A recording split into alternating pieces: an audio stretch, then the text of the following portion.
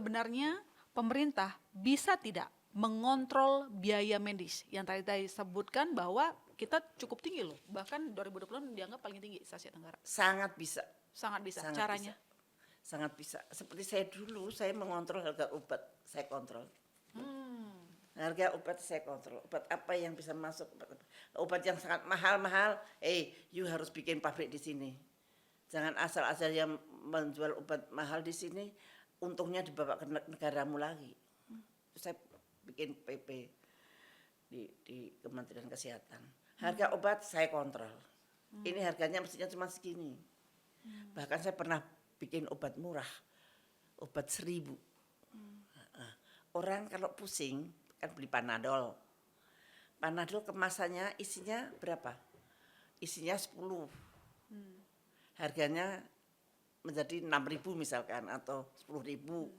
Wah, Panadolnya kemasannya bagus tapi isinya 10. Padahal saya cuma butuh 1. Itu adalah obat-obat yang simptomatis. Coba bikin yang generik. Kemasannya sederhana. 3 biji saja. Harganya 1.000. Rakyat kalau pusing cuma kehilangan 1.000, makan 1 sudah pusingnya hilang. Tapi kalau nurut perdagangan biasa harus beli 10 biji atau 12 biji 1 paket. Harganya mungkin 10.000. Padahal dengan uang 10.000 aja sebenarnya sudah cukup. Nah itu pemerintah itu mestinya mikir kayak begitu. Termasuk vaskes Bu bisa dikontrol oleh pemerintah. Bisa, dari rumah sakit kan biasanya bisa. itu tiba-tiba mahal juga nih gitu. Itu bisa dikontrol oleh pemerintah melalui bisa. apa? Melalui Ya APBN aturan-aturan apa? kita kemudian setiap obat harus dicantumkan HET-nya, harga eceran tertinggi. Kemudian saya membuat apotek rakyat.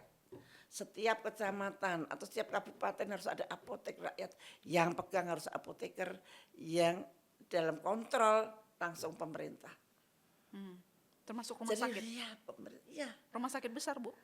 Kalau itu apotek rakyat. Kalau rumah sakit besar ya kita mesti bikin aturan yang seperti apa. Zaman dulu tapi bisa kan berarti? Bisa. Saya ada undang-undang kesehatan. Misalkan tidak boleh menolak pasien gawat. Dulu ada kasus pasien gawat ditolak karena nggak punya duit. Kesana ditolak lagi, sana ditolak lagi, sana ditolak, mati akhirnya. Wah saya marah.